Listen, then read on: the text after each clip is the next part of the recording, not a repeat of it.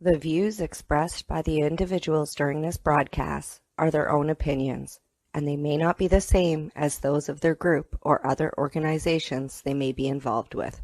All medical advice during our broadcast is not a medical opinion and should be checked with your medical physician.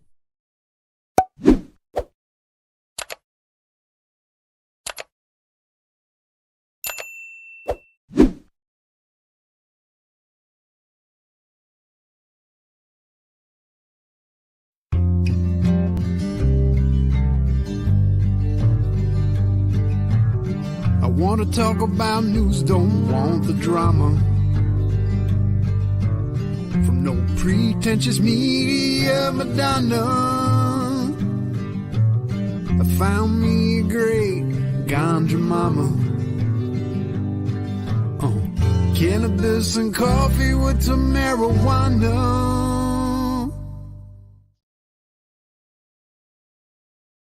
Good morning, everybody, and welcome to Cannabis and Coffee with me, Tamarijuana. We're also live on TikTok.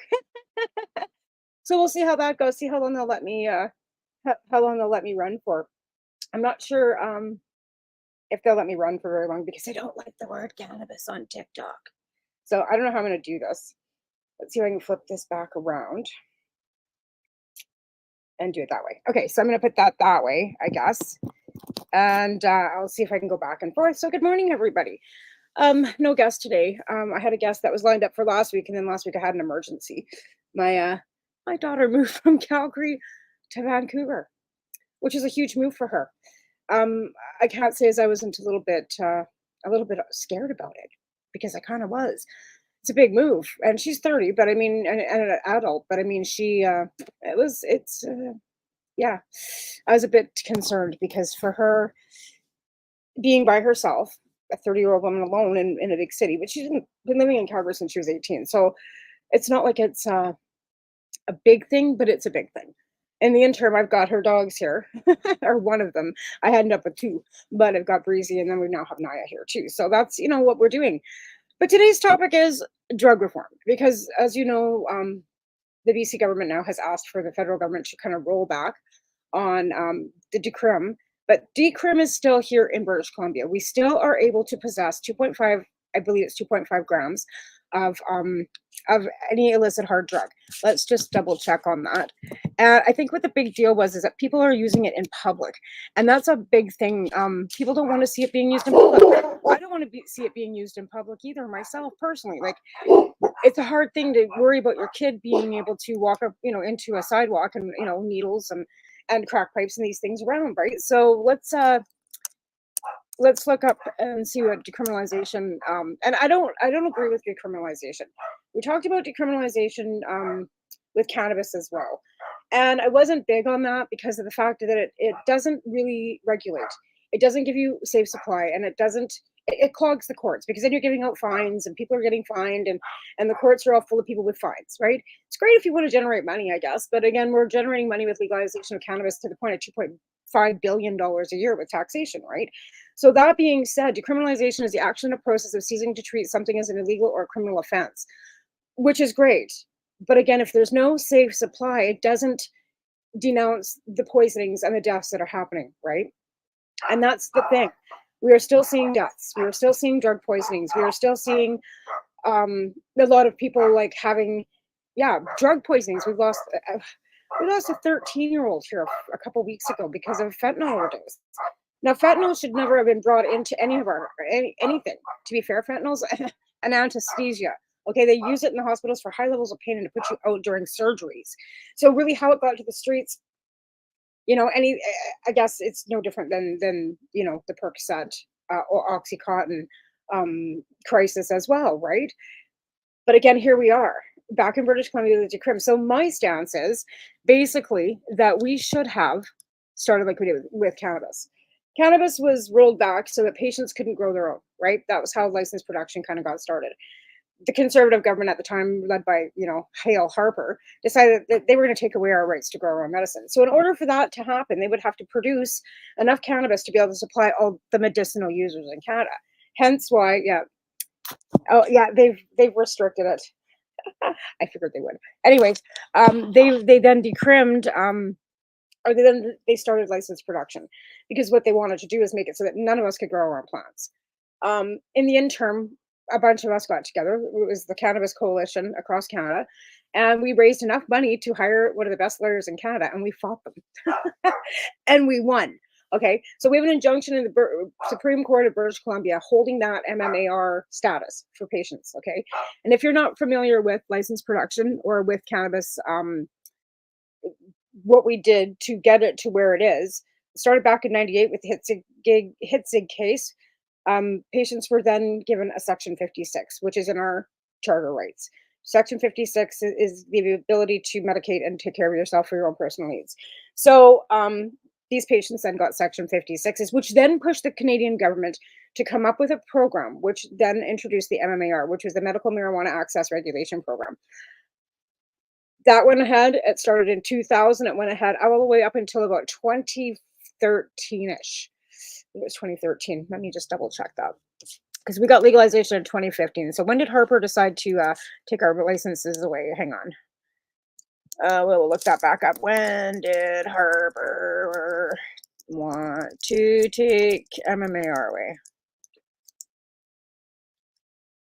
Because I'm sure it's in here somewhere. You just ask our Google. Because he dismantled quite a bit, to be fair. He really did. He dismantled all kinds of stuff, kind of like, raising the rate, retirement age to 67. And he did. Okay, where is this? Foreign policies. No, I don't want it. Marijuana Harper policies don't match his actions. Okay. So it was 2015. No, this is not it. This is a article about bringing legalization. Yeah, it was 2013. That's what I thought. I thought it was 2013. So yeah, about 2013, he decided that he was going to dismantle the cannabis program and make it so that we all had to.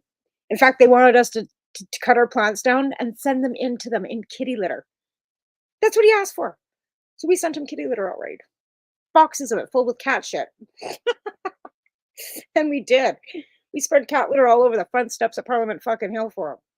Not kidding you. Like Dana Larson said, send them litter. We did. We sent litter. Lots and lots and lots of litter.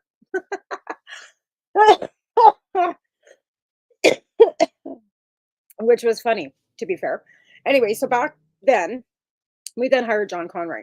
John Conroy and Kurt Tussauer were QC lawyers in British Columbia that fought for us, and they won. So anyways, the MMAR program was then put into an injunction. So anybody that held an MMAR from that time forward, as long as they didn't move or need a raise in their prescription, they could stay as an MMAR patient, leaving their grows alone, right? Anybody else that moved or had their prescriptions upped in any way, shape, or form would then be involved in the ACMPR program, which now still runs.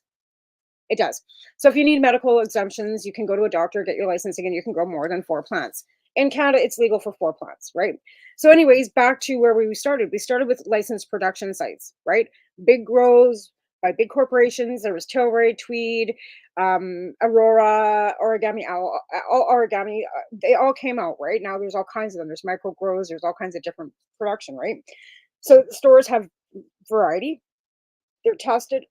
No pesticides are supposed to be used. No seeds. No mold. You're getting clean, tested cannabis, not laced with anything. You can go into a store, buy it. You can get up to 30 grams a day, blah, blah, blah, blah, blah, right? It's worked well. It's taken out the black market a lot. Like, it's really pounded back. I mean, a pound of cannabis used to be worth $3,500, up to $5,000 depending on the strain. Now it's only worth about $300. So you can see the difference on what, the structures have gone down and up and down, right? To be fair, they should do the same thing with hard drugs. I know nobody wants to hear this. I know nobody wants to hear about it. They need to start manufacturing in Canada. We need to manufacture meth. We need to manufacture cocaine. We need to manufacture heroin. We need to manufacture the drugs that they are going to be using. Because let's face it, drugs are never going away. They just aren't. People are going to use drugs. There's always going to be trauma. There's always going to be stuff. There's always going to be a reason why we still have alcohol, all these things, right? So why not make it at least safe for people to use it? Open a crack store. And I said this years ago, I said there should be a great big store that says crack and neon signs. It's going to deter people from actually going and probably buying it to begin with, because who wants their neighbors to see them buying heroin, right? But again, it takes out the black market. It takes out the cartels. It takes out the dealers. It takes out the poisonings. It takes out everything and gives a safe supply, right? That's the bottom line. We don't want people dying of drug overdoses. Now, an overdose is an overdose, but when it's a drug poisoning because there's something in it that's not supposed to be there, like benzos and fentanyl and carfentanil and all these things. See, I used to use cocaine too. It used to be my best friend. I loved the shit, right? Back in 2005, you bet. But that's when meth was coming out and fentanyl was starting to come out. And I didn't like meth. I just made my skin feel like it was crawling off. I couldn't. There was no way. And when they started mixing the meth with the cocaine, I stopped. It's like I can't do this shit. It's gross. It's disgusting. I just can't. So I quit. But I mean, it's been 20 years almost. But because of what's going on now, there's no way in hell you could ever get me to snort a line again. I have a son that's 14. I have a husband. I have a life. I would never want to be that family that went out one night to have a nice time, mom and dad, because this has happened. This happened. Okay, this is a true story. Parents went out for dinner one night, had a few drinks, went to the bar. Used to dabble a little bit when they were younger. Figured, 1 gram, we'll go home, snort a few lines, have a nice night, not a big deal, right? And recreationally, you should be able to do that. It shouldn't be a big deal. If you want to use a little bit of, blow, whatever, it's your business. It's your life, right? All on you. You can do whatever you want. But they died. The kids, 4 of them, woke up the next morning and mommy and daddy were dead in their bed because they had went out and grabbed a gram of coke. It's horrifying. And that's the reality of drugs in Canada right now. You can take your chances. You can go and you could, and be fine, or you could go and die. Seriously, that's what happens. And it's pretty sad. Indeed, it's sad. They've got me on restriction on TikTok because I'm smoking. I got to turn this thing off because it's just ridiculous. And I don't think I'm allowed to be on here. Live restrictions for some audience or live contains themes that may find uncomfortable and restricted. Reasons regulated good content. Okay, well then I guess you can restrict me. I don't really care. Anyways, I got no viewers on there either. Good times. Oh my God, they're killing me today too. Anyways, so that's what my stance is. And I really believe that we should really start manufacturing. I mean, I know that most people don't want to hear that. And they think, oh my God, it's just going to be a free-for-all. It's not. It's a safe way of allowing people to have a choice. And that's the thing. Canada should be about choices. And if you want to use drugs, you should be able to use them as long as you're not harming yourself or anybody else. But right now, they're harming people.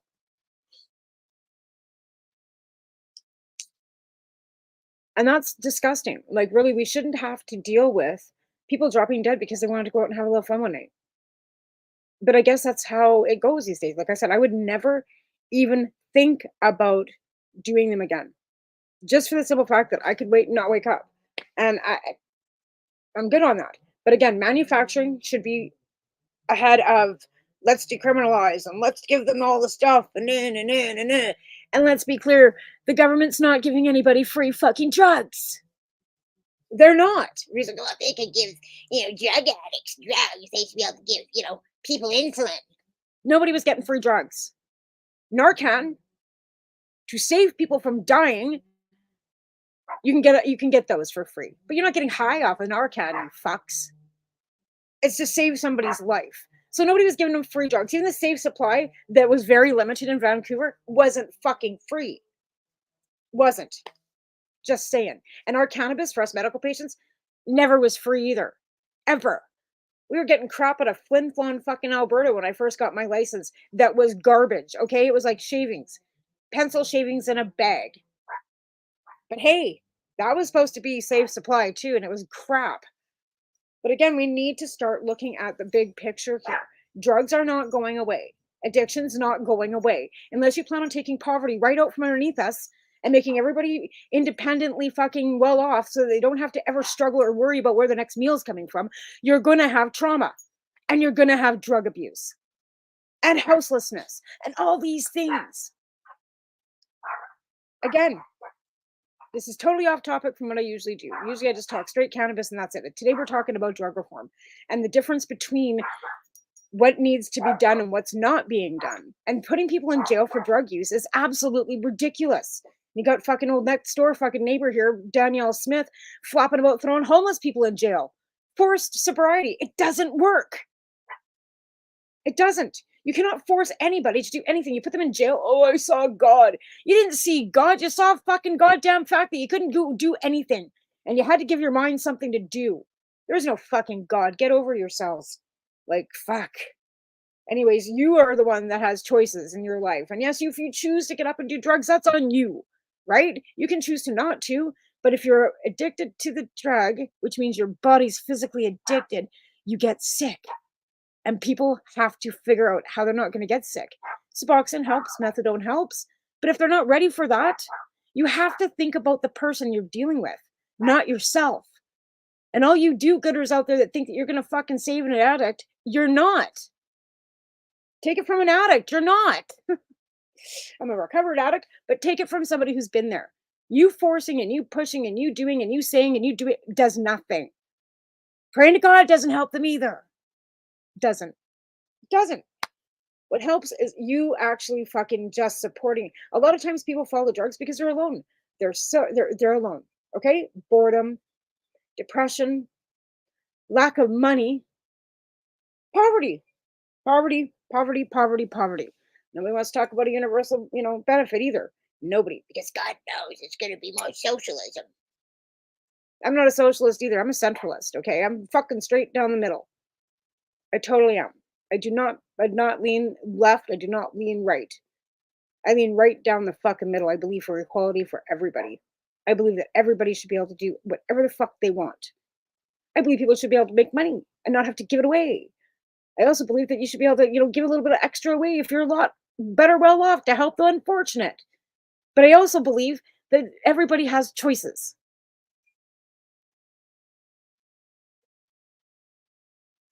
And the choices that we're making right now, and some, showing your moral levels, the division is ridiculous.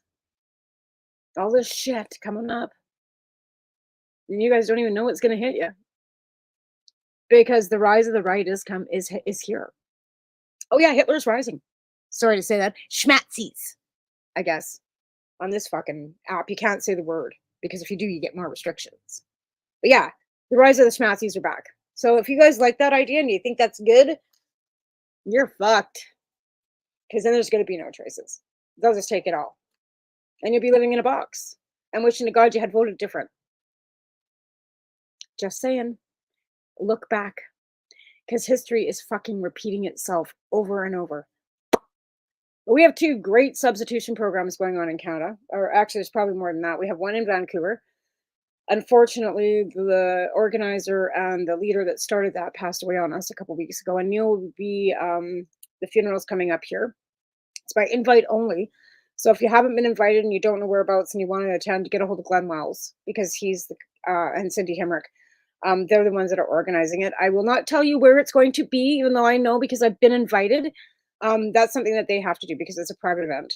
And they will tell you where it's going to be. But Neil passed away here of cancer a couple weeks ago, and he started the Vancouver substitution program as a harm reduction to high level milligrams of cannabis to addicts in the downtown east side. And it was working. And they'd line up. And then Chris Backer out in Nova Scotia took up the lead out there, and we have a Halifax substitution program going on every Monday too in Halifax. And that's Chris Backer and the Halifax substitution program. So what they do is they actually give away cannabis. They do to people with addiction problems, whether it's in edible form. Sometimes it depends on what the donations are that week, because other patients donate to these projects to help other people.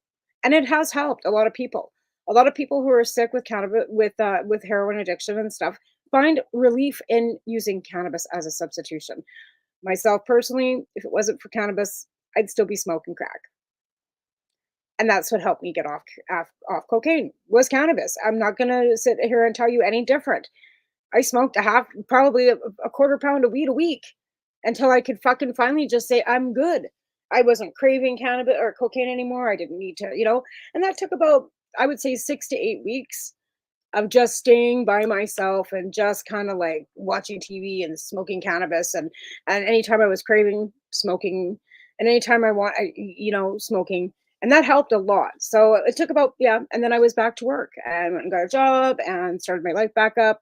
And before that, I was a single mom with 3 little kids and had a full-time job.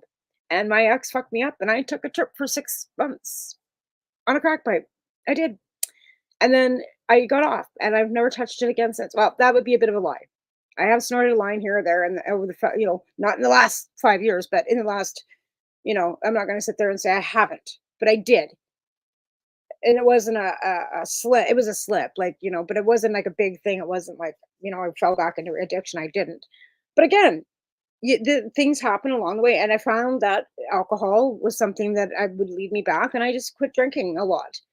Now I don't drink a lot either because of the medications and stuff that I'm on. But again, these are things that lead to addiction too. But what led me to addiction was trauma, was the pain of walking in and seeing my ex, sleeping with somebody else. That just made my head snap, right? So there are all kinds of reasons why people head down the roads that they do. You just never know why. And it's usually trauma based, right? But again, we need safe supply. Because decriminalizing anything or legalizing anything without any regulations or access does absolutely fucking nothing to anybody. So again, when they decriminalized hard drugs, they literally should have manufactured in Canada, right? Job creation too. And I'm sure there's some scientists and some chemists out there that could actually do the jobs. We're not looking to, like, some biker gang to fucking help us, get the meth on the streets out of their bathtubs.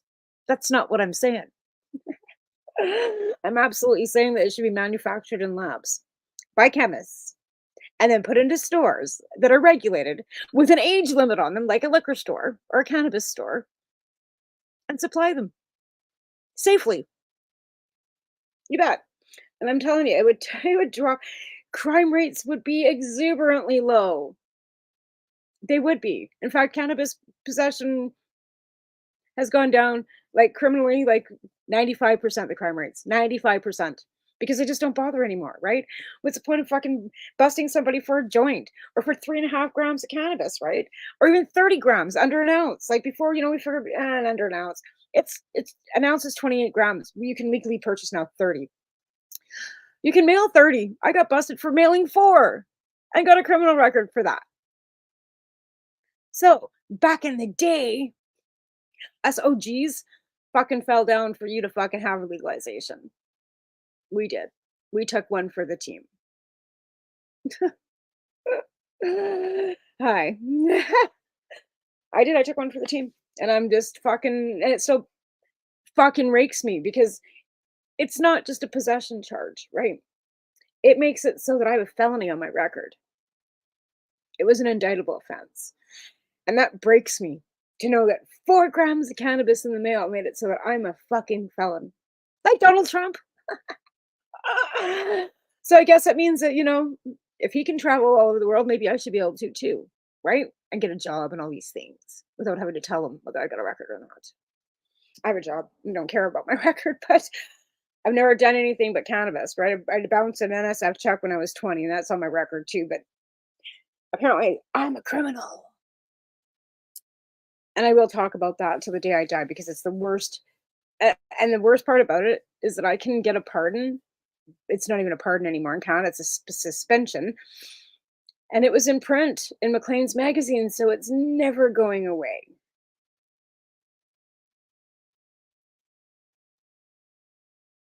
Right? So there's that too. Good times, good times. Anyways, cannabis is something that should have always never had been prohibited. It was medicine and has been used for medicine for decades. In fact, prior to 28, when Reefer Madness started and it all got fucking all fucked up,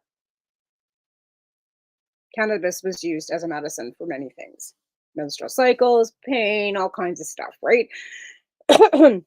But to be clear, there's also been snake oil salesmen out there, and there's still snake oil salesmen out there selling you CBDs from hemp that do nothing for you and tell you that it's a miracle cure, and it's not. It's just not a cure for everything. In fact, it's not a cure for a lot of things, but we've got people out there claiming it does. And that's okay. It might have helped you. It might have, right? But I'll tell you, I don't take these pile of pills in here because cannabis has done all that stuff for me. It's helped me with my eating. It helps me with my nausea. It helps the inflammation in my colon. For sure it does. Does it mask the pain? A little bit. Does it help with my night sweats for menopause? Absolutely not. Does it help my rheumatoid arthritis pain when I'm in a flare? No. I'm sorry, it doesn't touch it.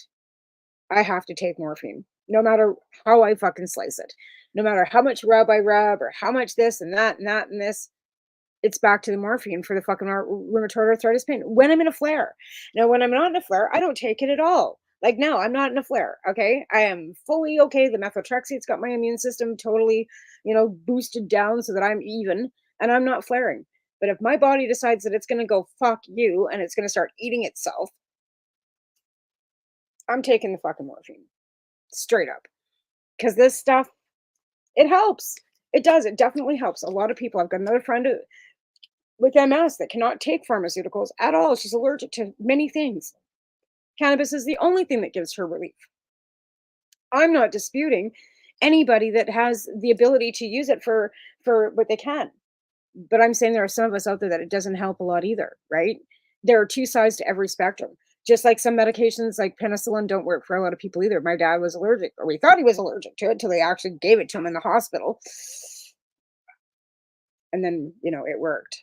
But again, people are allergic. I'm allergic to Demerol. I get itchy, scratchy codeine. I cannot take it. Codeine? No. I turn into I look like an Eskimo, or with a flat face. I wouldn't say that. A flat face. And yeah, it's not good. Anyways, should have acknowledged my land acknowledgement too. I'm sitting and blessed to be sitting on Tanaha'akam, Tobacco Plains land. Just saying. And I love those people. Love them. Looks like it's time for a commercial break because we do have those on my show. So I'm going to flip this camera around so you all can see my commercial break, and I'm going to run and take a quick break. So we'll be right back after a quick break from our sponsors. You're listening to the Pace Radio Network here at paceradio.net. Camelford Lifestyle Shop, open Monday to Friday from 10 till 7 p.m.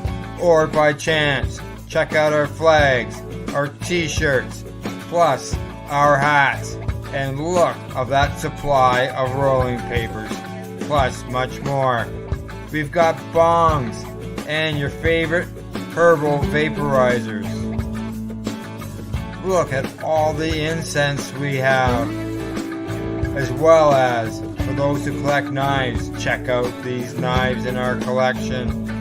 And while you're here, stop in to see Shay at the piercing room, where you can get poked by Shay. Daily deals, check them out. Camelford Lifestyle Shop, 17 Bridge Street West, Camelford, Ontario. When you have a pain that's reached its peak, Legacy for 20, it's so unique. If organic cannabis is what you seek, here's your trusted partner 7 days a week. Suppository salves, vapes and drops, topicals, edibles, infused pop. Just when life seems like it ain't easy, at Legacy 420, enjoy a pop freezy. Lab tested products, make them the GOAT. Legacy 420 out on your road. Legacy 420 in Tyendinaga Mohawk territory. Indigenous organic cannabis at its finest. What do you find at paceradio.net? People advocating cannabis education.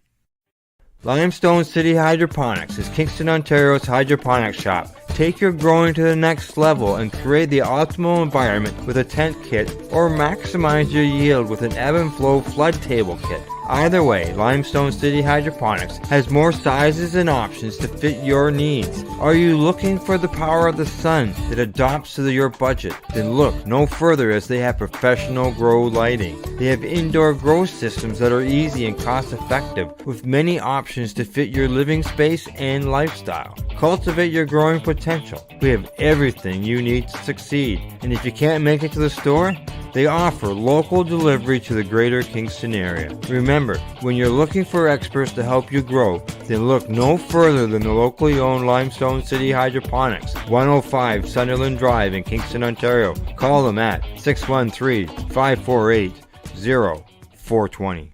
You're listening to the Pace Radio Network here at paceradio.net.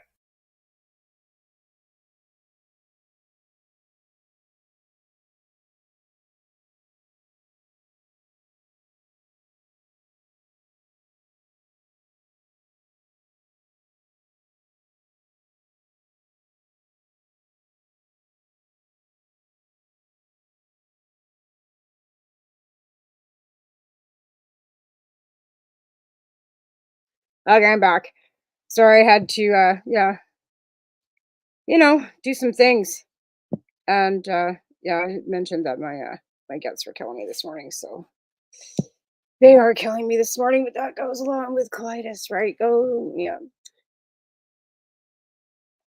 So anyways, we were discussing drug reform. So I'm going to do some digging here. We're going to go over here. And I am going to.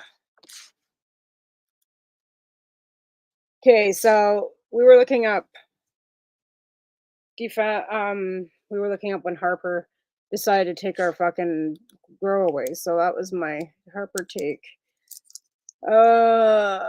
Cannabis away. Okay, so what year did cannabis become illegal in Canada? It was 1923. Okay, well, that's not what we're looking for. How much cannabis, purpose of the Cannabis Act. Oh, 1943 also prohibited Chinese immigration. Racism and discrimination exist not only in a provincial level but also nationally. Many initiatives were designed to discourage Asian immigration, in particular, often at the behest of those living in British Columbia.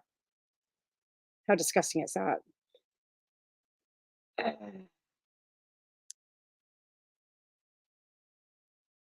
That's disgusting.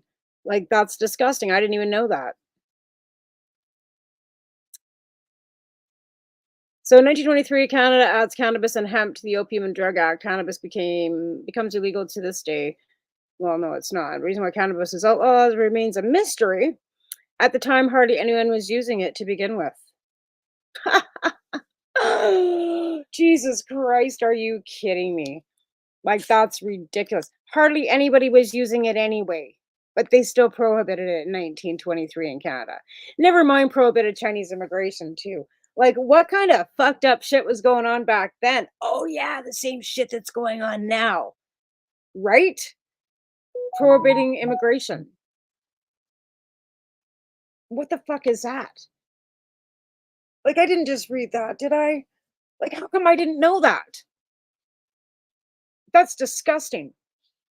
That's fucking disgusting, Canada. 1923. Kind of like, what Trump tried doing with, not allowing fucking Muslim people into the United States, right? Fuck. Oh my fucking God, I can't even.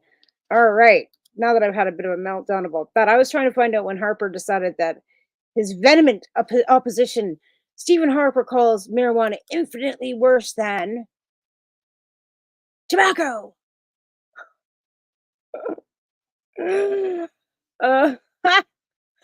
You're fucking kidding me, right? We're gonna share this on the show because I gotta bring this up because this is fucking ridiculous. Present.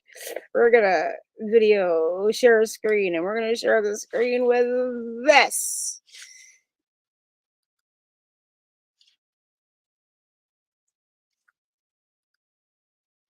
Like, fucking cripes.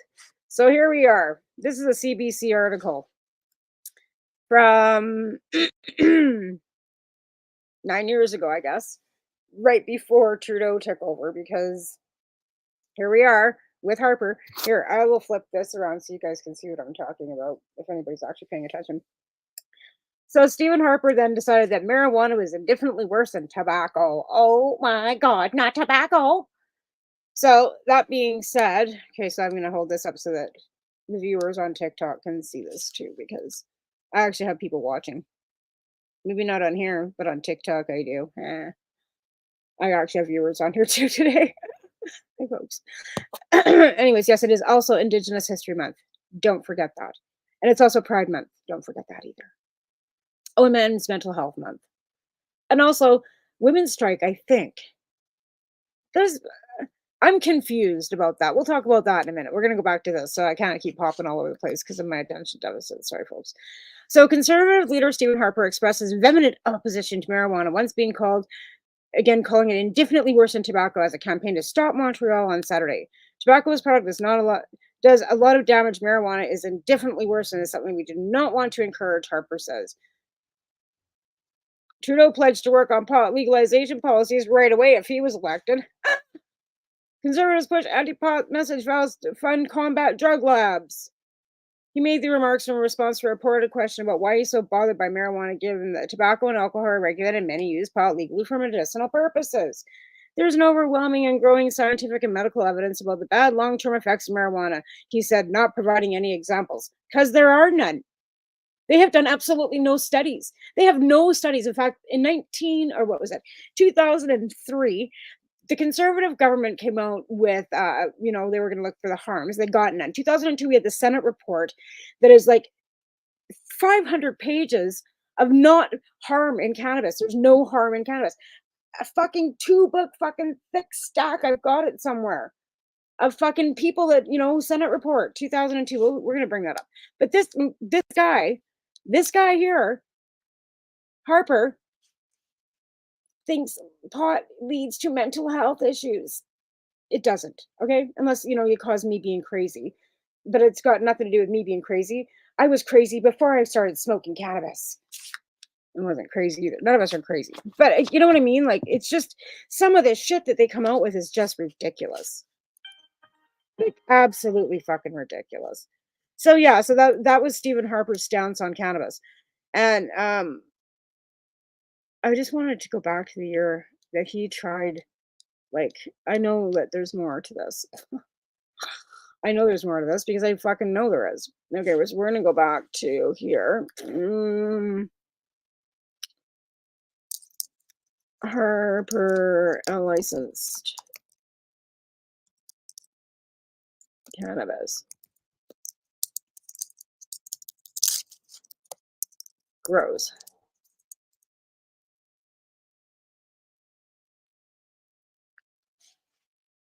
On marijuana, Harper's politics don't match his actions. Who's the biggest cannabis producer in Canada? Tilray. Imagine that. Why is it not giving me? Okay, court rulings. This is 2006. Okay.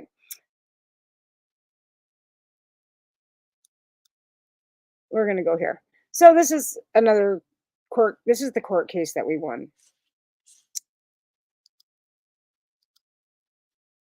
And I believe if you're in my studio on Facebook and StreamYard, you can see the article. But if you're not, then you won't see it. Anyways, court rule medical marijuana patients can grow their own cannabis. A federal court judge in Vancouver on Wednesday, because this was in the federal Supreme Court in British Columbia, right? But it was also on the federal level.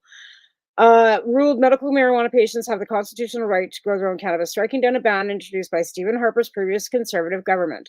The court suspended its decision for 6 months to give Ottawa time to respond. Hence why we ended up with the ACMPR, right?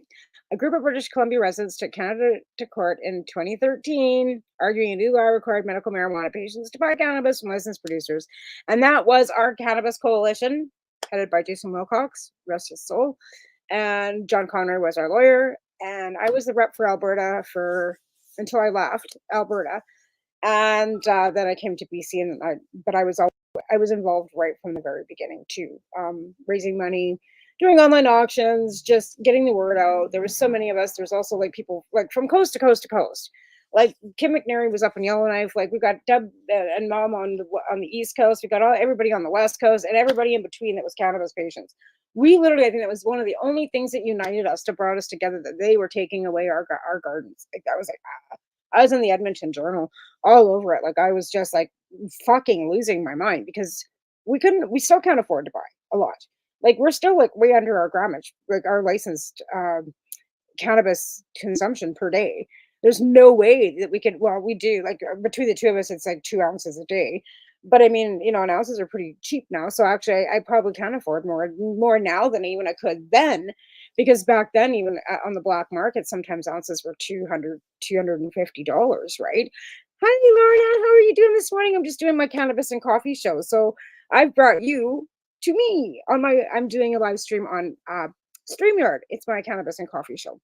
So again, we're talking about drug reform today. So under the government system too, it didn't allow us to. So again, like it was just ridiculous at the fact that they actually wanted us to even stop growing. And a lot of patients still grow. And now with legalization, you can grow 4 cannabis plants in your home. And a lot of people can grow enough with those 4 plants to actually last them quite a long time, right? So again, that's something that we fought for in 2013. And John Conroy is an amazing lawyer. He's a QC. He's also, him and Kurt Tusaw also took the Smith ruling all the way to Ottawa, so that actually cannabis patients can actually consume cannabis in all forms now, right? Because before we could only like use raw cannabis. So if you were baking a cake, you weren't technically legally allowed to make butter, right? You couldn't use canned butter. You'd have to actually put raw cannabis into your baking.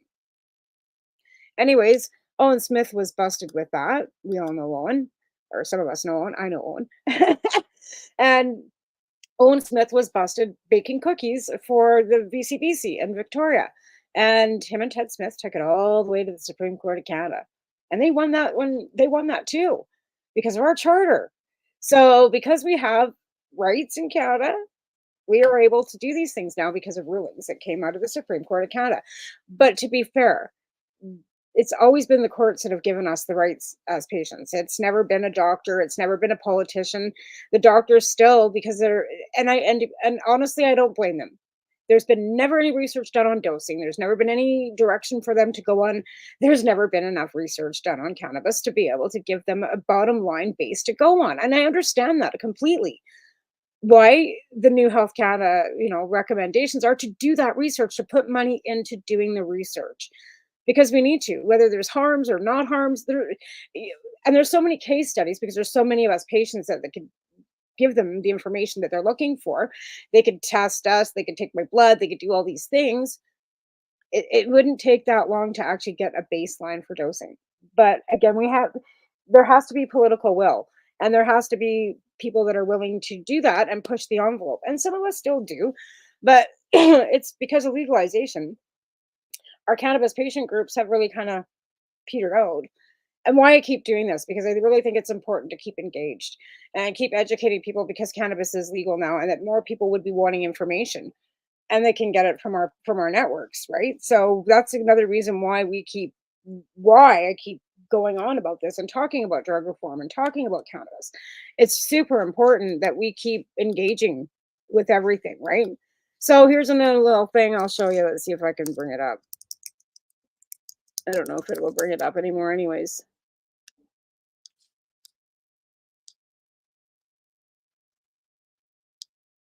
I don't know if it will or not. It's pretty old. We'll see.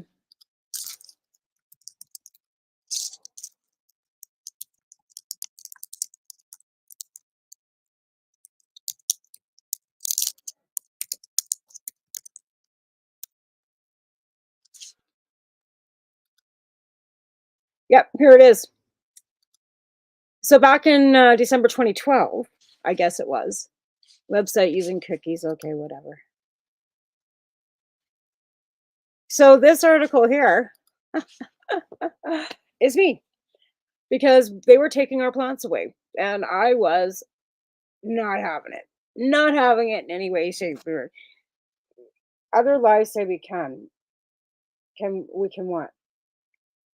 We can grow our own plants now. Yeah, we can. There's still the program.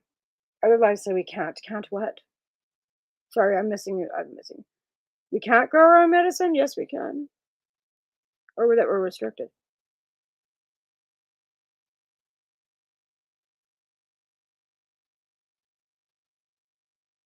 Oh, yes, you can. You can still grow in Canada. You can grow up to 4 plants in Canada legally without even having to get a license. And this is me back in, I believe, 2012, right? Back in 2012, I was blasting the Canadian government and I went fucking ballistic. And we were living out in Coronation on a farm. And I, yeah, this is when they decided that they were going to take our grow licenses away. And I went, no, no, no, you're not. Again, so I was all over the fucking place with this. And yes, you can. So if you can, we have doctors still available that absolutely will sign you up for cannabis patients to grow cannabis more than 4 plants.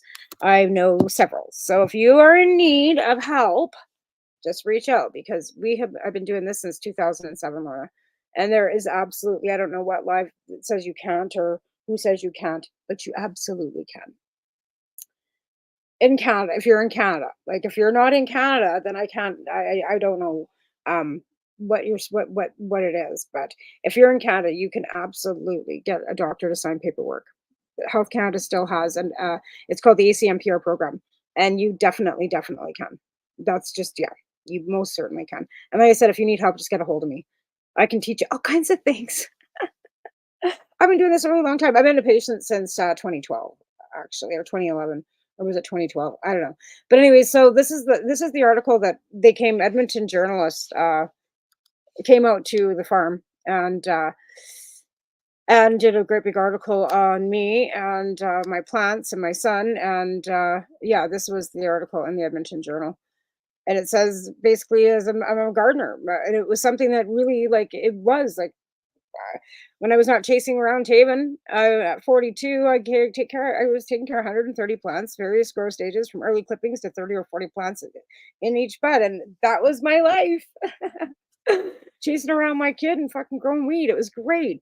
And again, like I could grow enough pot to fill up an 8 gram a day prescription. And my husband was allotted 20 grams for any injury. So, like basically we were, and this is just, yeah. And yeah. And again, we got another comment here 11 years ago. It says just legalize the darn stuff and put the criminals out of business. And seriously, like I was saying, okay, full disclosure here, I was a compassion club. I sold cannabis, I made candies, I did everything that I could to help patients. And I had a business. And I was absolutely running a compassion club. So basically, I was selling it. To layman's, I was a drug dealer. To me, I was a compassion healer. Since legalization, I am now a store clerk. I mean, I can still, but there's just no way, right? There is so much offered at the legal stores now with so many different strains and so many different options and all these things that there's just not the ability to do it like we used to anymore, right? So basically, I'm out of business. So you shut down me and my network of dealers and everybody that was above me that were growing, and everybody else, because in the reality, it's not worth it to grow it. It costs more money to grow on a large scale now, and there's no return. So you're spending, like, thousands of dollars a month on nutrients and dirt and electricity and all these things to get $300 a pound. And you don't get a pound a plant, depending on your lights and depending on your plants and your strains and all these things, right? Again, I'm talking from an expert's point on this, because I am sort of denounced. Some people can, depending on the strain, the light, and the area that you're growing in, you can get a pound off each plant. But 9 times out of 10, you're getting a pound off 5 plants or 4, depending on your lighting. Okay. And I mean, we were growing, like I said, I had 130 plants growing. I always had 40 in bloom, but I would have 5 under one light, and that would be the spectrum that they need. And if you could get less than 500 each light, when you're running so many lights, you can only have so many plants too, and you have to go within your area, your spectrum, and you don't want to get it too hot in there. You end up with bugs. So there's so many things you have to, do when you're growing your own medicine. And yeah, it's like it's like a gardener. You're a gardener. You're not a grower. You're not mixing toxins in a fucking bathtub. There's no toxins, there's no mold. You keep everything ventilated. You keep things clean. You're in your own home with your family. So you have these, operatives that want to go into a court and say, oh yeah, growing weed, mold in houses. We proved that in court. That was a lie. Straight up.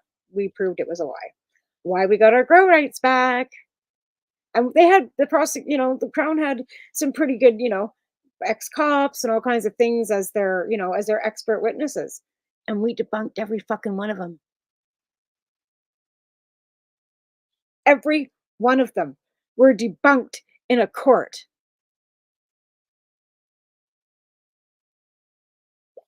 They absolutely fucking were.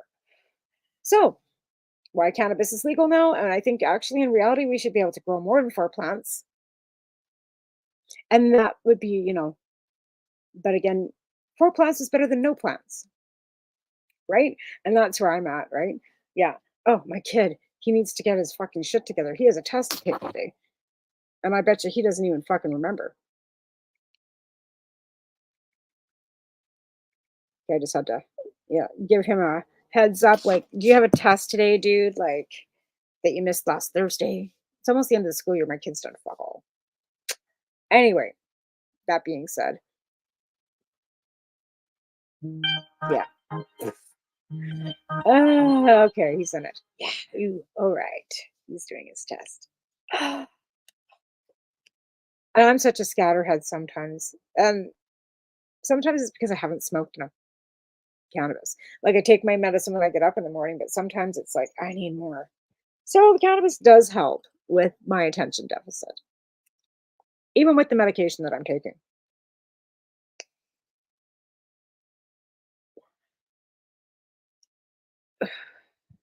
So again, back to decrim, right? And I've spent an hour talking about it and how I think it's a waste of time and how it should be legalized, regulated, and put into stores just like cannabis.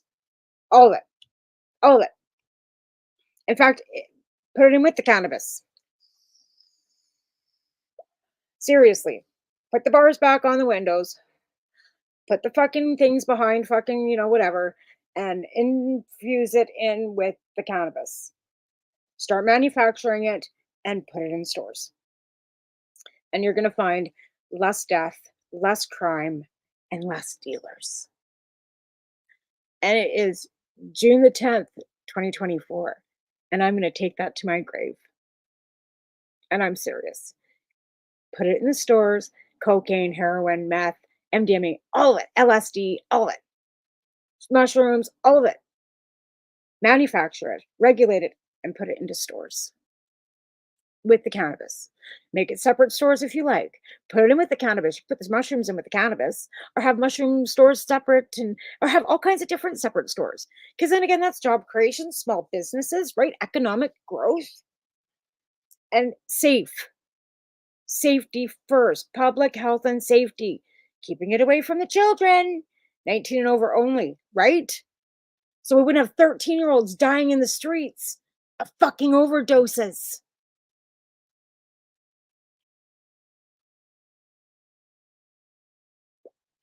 Thirteen-year-olds. Like, regulate the shit. Get it off the fucking streets like we did with fucking weed.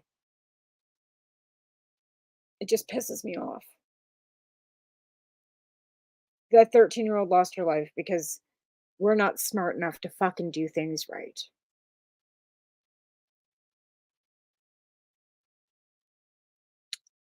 And that's my stance on that. And I will go to the grave with that.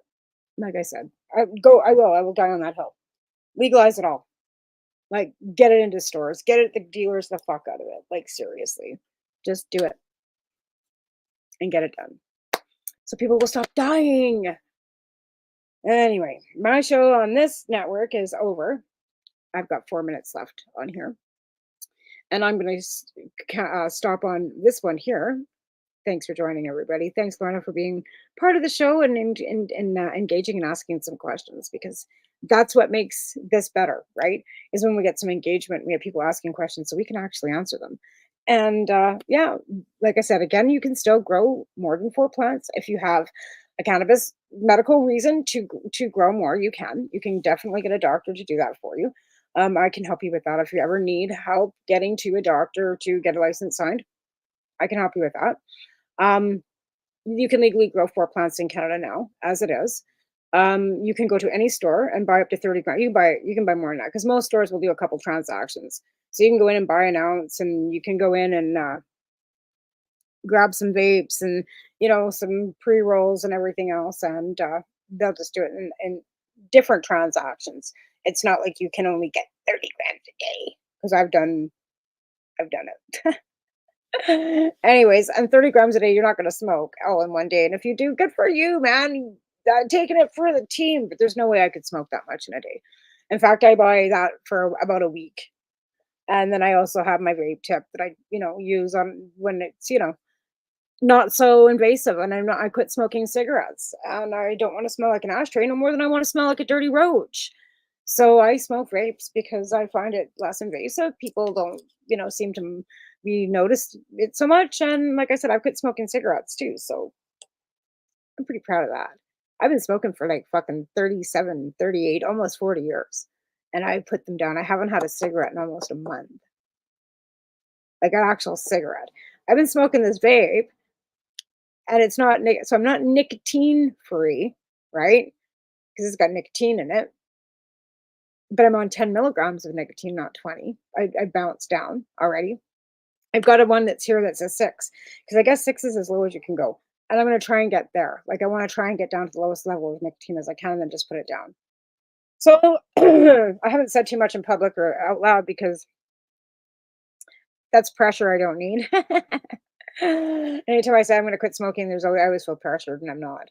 And I don't feel pressured this time, so it's good.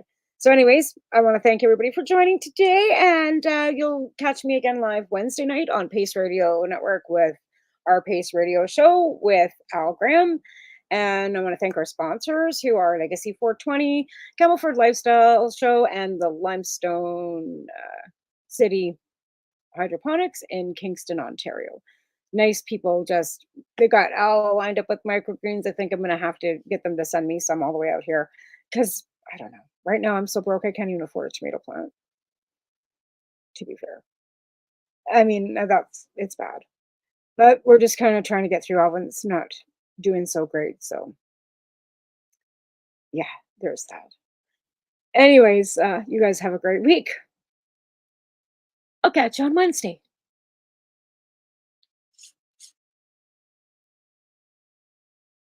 You're listening to the Pace Radio Network here at paceradio.net.